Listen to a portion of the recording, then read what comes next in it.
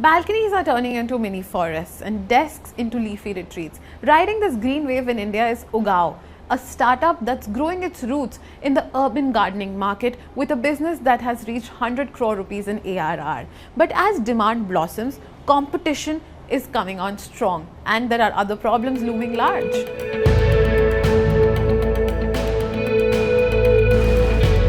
Founded in 2015 by Siddhant Bhalinge, Ugaao blends 3 generations of agricultural heritage with modern horticultural science. Over 1 million orders shipped in 3 years, selling 2.5 lakh plants every month to more than 3 million customers. A 47 crore rupees Series A last year is now funding retail expansion, production capacity and tech upgrades. Unlike aggregators, Ugaao owns its 25-acre farm near Pune, giving it control over quality and pricing. Patented packaging, educational content and omni-channel reach. From its app to Blinkit and 10 offline experience stores have helped the company achieve a 36% monthly repeat purchase rate. But the $500 million Indian gardening market is now attracting new entrants. From quick commerce plays to local nurseries selling online. The space is getting intense, with logistics prices rising, along with maintaining an inventory that's live and perishable. Ugaao will also have to defend its margins while expanding to 80 stores by 2030. So how will Ugaao do it? How will Ugaao be able to defend its margins while maintaining plant quality at scale?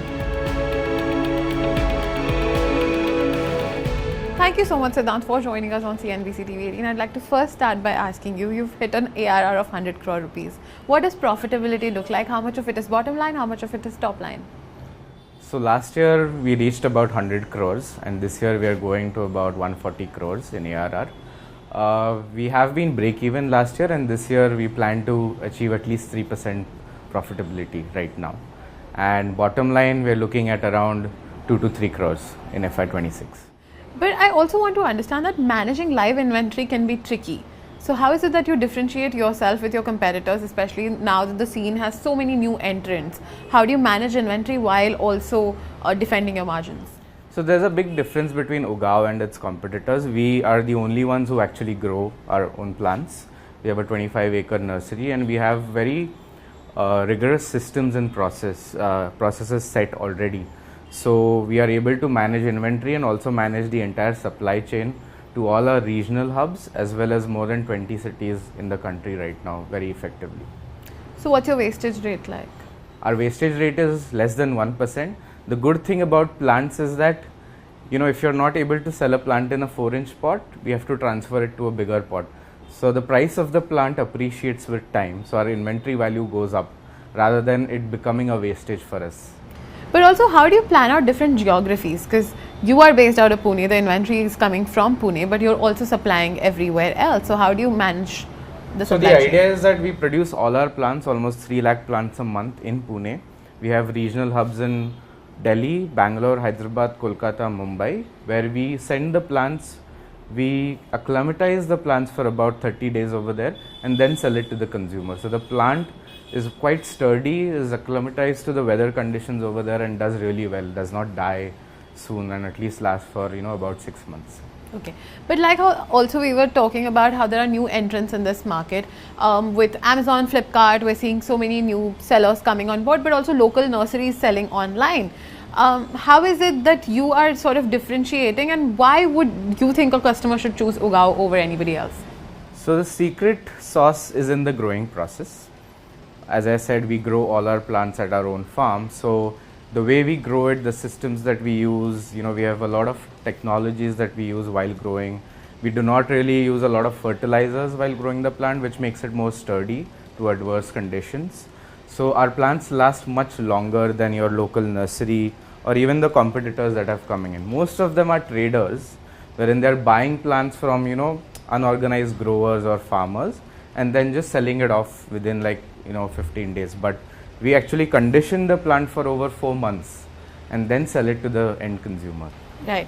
So 80 offline stores by 2030, that's the outlook that you've shared with us. Planning for 100, but I think we'll be there at 80. But at what point does it break even for each store, and does this expansion mean diluted margins on D2C? So right now the break even point comes at about 15 to 18 months, depends on the store size as well. Smaller stores are often around 14-15 months. Let's speak about this one, where this has to be the most prime location store. We're in Linking Road in Bandra. Yeah. What's the break-even point for this? What would be, if you could give the economics of this store? So right now this is about 800 square feet. This is our smallest store in India. We broke even on this within 12 months. Right now it's at an EBITDA of 20%. And the reason for that again is that we control the, we have backward integration. Most of the products here are produced by us, so our margins are very healthy. And the product quality is way better than what is available around. Right. So if I have to start an Ugaao store, can I come and approach you for a franchise? How does the ownership model work? So right now we are opening up the franchise model for tier 2 and tier 3 cities. The idea is that we will have our own exclusive brand outlets in all the metro cities. And in cities like Lucknow, Indore, we are partnering with someone local who will run the store for us. And they have their own contacts. So I think that's a better model for those cities. So with how much capital should I approach? I think for about 1,000 square feet, 25 lakhs is a good point. That's the starting point. Yeah, that's and the about 15 months to break even. Yeah. So that's the economics of running an Ugaao store in a tier 2, tier 3 city. Yes. Okay. What I also want to understand is that your repeat purchase rate is quite high. But how much of this is new plants versus consumables? So the repeat is very high in fertilizers, since it's a consumable and you have to keep on fertilizing every month. Seeds again is a category wherein people come back every 6 months.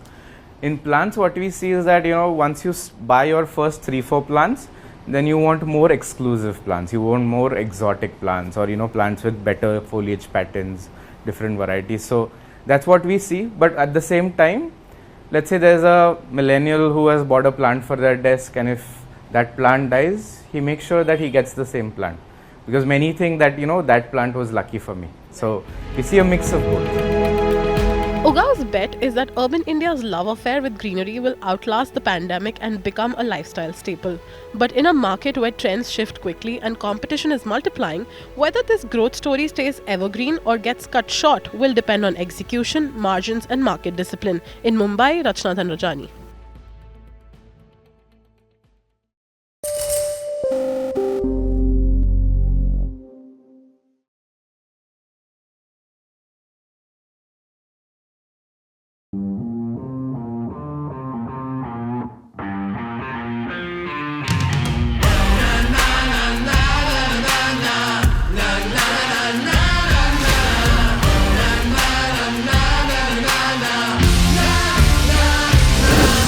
Make informed decisions with comprehensive analysis on the go.